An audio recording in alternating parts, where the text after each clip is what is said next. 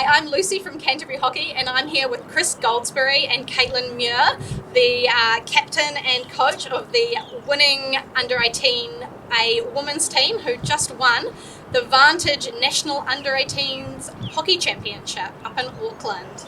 Alright, so you guys feeling pretty good about the win? Yeah, very exciting. Yeah. Alright, so Caitlin, this is your third year on the team, but your first year as captain. How was it attending the tournament as captain? I think although it's my third year, the captaincy really added another dimension to the tournament. I kind of had my eyes opened a bit because I had to worry about the team first and really focus on the team rather than my own performance. I felt a bit of accountability for the team morale and the team dynamic and all those things, but had some really good support from the coaches, from my leadership team, and all was made pretty easy. I just feel really proud of what we achieved and feel really lucky to have played a role in it, I think. So definitely different from just being a player in the team. Yeah, a little bit more responsibility, but I was able to just go out and still play hockey as best I could, which is good. Nice. And Chris, you've coached the Under-18 women for 8/9 years if we count or exclude the COVID year in the middle. How have you seen the team change over that time? Yeah, I suppose it has been a pretty big evolution. I think the team has evolved probably because I've been there so long that you kind of learn and improve each year, and I've had some pretty awesome people to work with and coaching staff, so you learn a lot from them, and everything that they've kind of contributed just kind of builds up, and so each year you feel like you continue everything that was going well and maybe changing things that didn't go so well. So I think probably the biggest change that we've seen, and that probably comes from a bit of a coaching style, is that we give a lot of responsibility to the players. So Caitlin sort of mentioned the responsibility that we put on them to make it feel like they're kind of running the team, because they're the ones ultimately that are out there playing, and if we can kind of sit back and allow them to do their thing, I think they're in a better space than if we're kind of controlling everything. So that's probably been the biggest evolution. I think it's probably helped us in the last couple of years, where they take a lot of responsibility and they actually enjoy that. Yeah, so a bit of a culture shift in the way you sort of do you think your coaching style has changed as well over the time? Yeah, absolutely. I kind of think back to some of those early years, and it kind of freaks me out a little bit to think how we would have run things, but that's just, I suppose growing as well. Like I was 25 or 26 when I took over the team, and you just learn a lot, and I've been put in pretty challenging situations with this team and outside of it as well that helps you as a coach, and the players I think as well are growing, and the way that they take more responsibility is probably an evolution from the players group. So yeah, it's been nice, and definitely a change in culture, and seems to work well. So Caitlin, have you seen a difference, I guess, between this tournament and the last two you've attended, in terms of, I guess, the players taking more responsibility and leadership roles in the teams beyond just the captain? Yeah, I think that, this year we had 9 new people, and those that were returning really took it upon themselves to make sure everyone got involved and really made it a positive environment, and I think that's a bit of a legacy that's come from Golds, and in the years I've been involved it's definitely been a player focus, and it's been really good, and I think Canterbury Hockey's done well to encourage that, making sure player wellbeing's first, and it's gone really well for what I've been involved in. Cool. So Golds, bit of a tough one here. 6 years of no silverware at all, and then 2 years of back-to-back wins. Do you know what's led to that, or?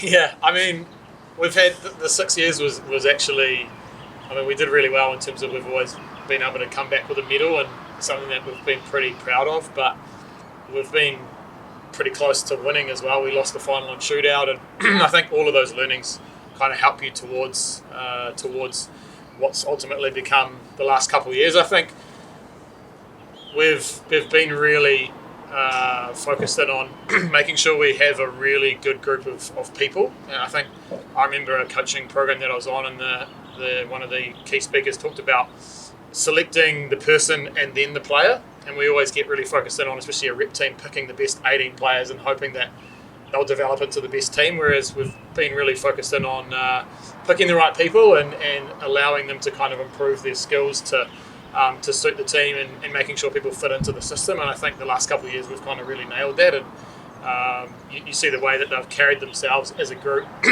the culture's kind of already kind of half set, and then they've just grown that. So probably the last couple of years, I feel like we've kind of achieved that from a selection standpoint, and all the girls turn up every training, every session we have, and you just know you're going to get the best out of them. And we kind of saw that in the last two tournaments, that they really just went to another level, and it made it pretty exciting to watch. So I guess 2 shootouts in the semi-final and then the final. How did you guys feel like? What was it like going into, I guess, the shootout and the final, knowing you'd already had one in the previous game? I guess you can both sort of answer this one.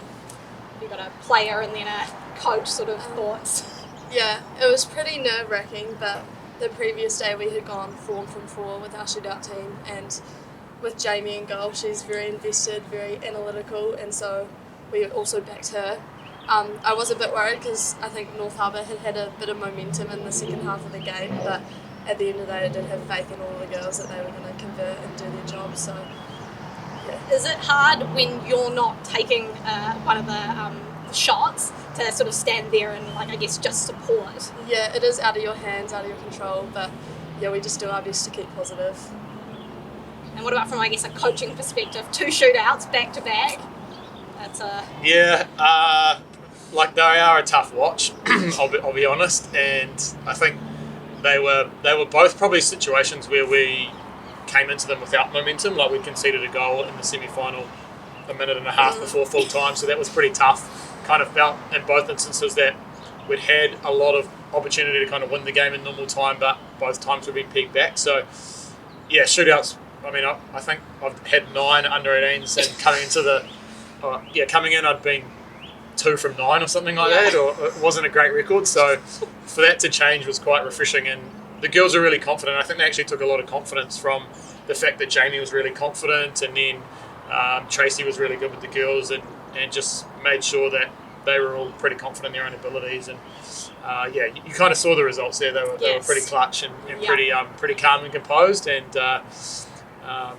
pretty stoked to come away with that. I guess there's also, like, in terms of training and things, there's only so much you can do to prepare for a shootout, and then it's like, how much focus do you want to put on a shootout and your lead up to a tournament when you might not even have one. It's a tough balancing act. Yeah, we did a bit of work on them, but I mean we have a pretty small training program. Like, we had about 6 trainings, so I think you always focus on the 60 minutes, and then you do need to make sure you do have them covered. But I think we're lucky that our school competition at Fed Cup the last few years, there's been actually plenty of shootouts, so they've had the pressure situations that we just can't replicate. So when they stood up there, they were all pretty confident. Like, we had girls that were going, I'm happy to go first, which sometimes doesn't happen. So that was quite refreshing. Definitely not be me. But. Yeah, you saw the confidence that they had, which I think everyone kind of had that feeling once the first one kind of went in, and the rest kind of wrote itself. Yeah. So what was your on-turf highlight? For me, I think our PC goals were pretty cool to watch. I got to deliver a few from the top and watch them get wrapped into the back of the net, which is really exciting. I think you scored one as well. Yeah. Yeah, that was cool. Probably for me, the game against Waikato in our final pool game, that was probably the best performance, definitely our best performance of the week, and one of the best performances I've seen from this group.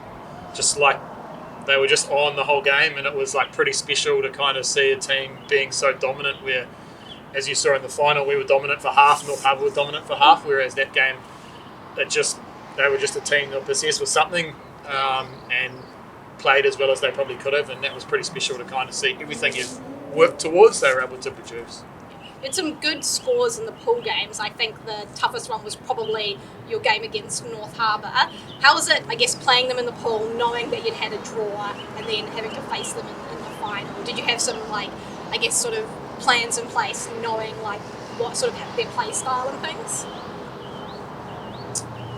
From a coaching perspective, it was actually probably really good that we were playing a team that we had, so we kind of allowed ourselves to focus very much on our play, and the girls knew who they were playing.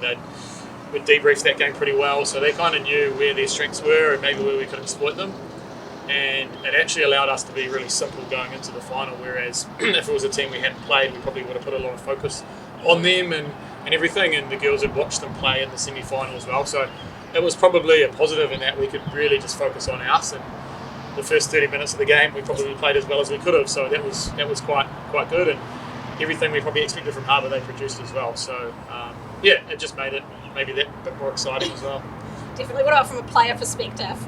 Yeah, I think it was quite exciting. It was a bit of a redemption game. We felt like in pool play we hadn't quite met our potential yet when we faced them. So we were all quite excited to have another shot and felt quite well prepared knowing the opposition and knowing how we could exploit them, like God said. Yeah.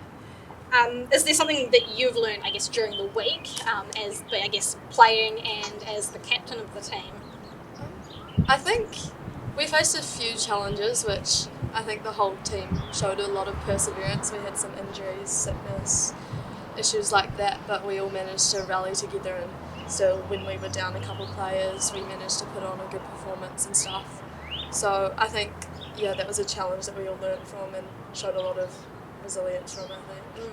And I guess from a coaching perspective, how do you keep the team motivated and resilient, I guess, as the week goes on? I think it's pretty well known that at a tournament you start fresh and it's down towards the final. I mean, we have a pretty cool week in the way that we frame it up, and we had some themed dinners, we had a quiz night, we had a cool dinner with the parents and the B girls, and that was I suppose take a lot of things to take your mind off the hockey. And I speak a lot about the fact that we actually only play for 60 minutes a day, so there's plenty of time where you are away from hockey. So again, really important that we've got a group that get on well and enjoy each other's company, and you can kind of see that one day we're doing a lot of stuff unknown to the coaching group.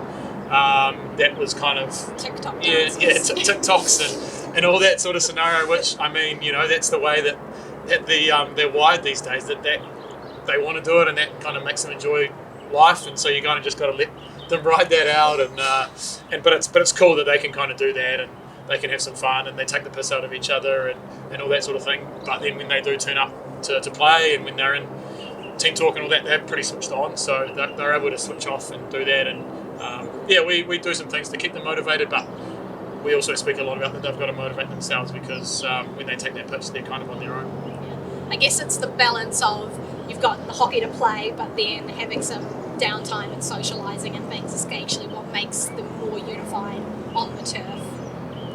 Yeah, I think it's really important. Like if you don't succeed or you don't come away with a gold medal or a trophy, that you've still had a really good week and you've enjoyed yourself. So we could have easily lost the shootout, but we still would have been able to kind of think back to everything that happened during the week and remembered that. But it's kind of like the icing on the cake, really. So cherry right on the top. Yeah.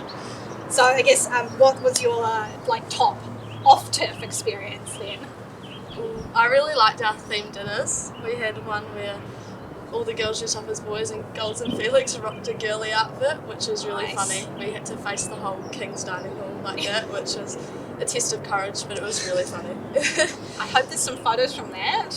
Yeah, there's a couple floating around. Probably for mine would be, I thought we had the dinner with the parents and the big girls was cool, and so there was probably 60 or 80 Canterbury people there just kind of hanging out, and the Bulldogs had a pretty good week as well, making it to the quarterfinals, and so that was cool to kind of share some time with them, and we hadn't seen a lot of them, and the way that our draw worked out, we didn't get to watch them that much, so it was cool that we could see them play that quarterfinal and have a nice dinner where the parents certainly enjoyed themselves, which is always good, and you want to make sure, and probably the fact that the parents were having such a good time as well resonates with the girls, that they can both have a really good week and share some pretty cool memories.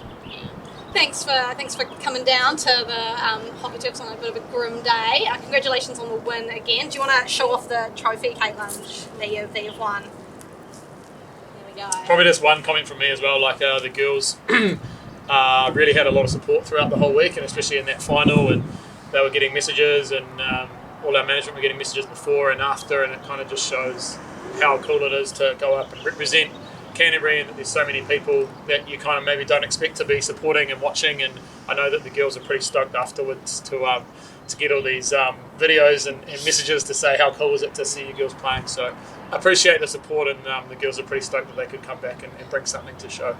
Awesome, thank you so much.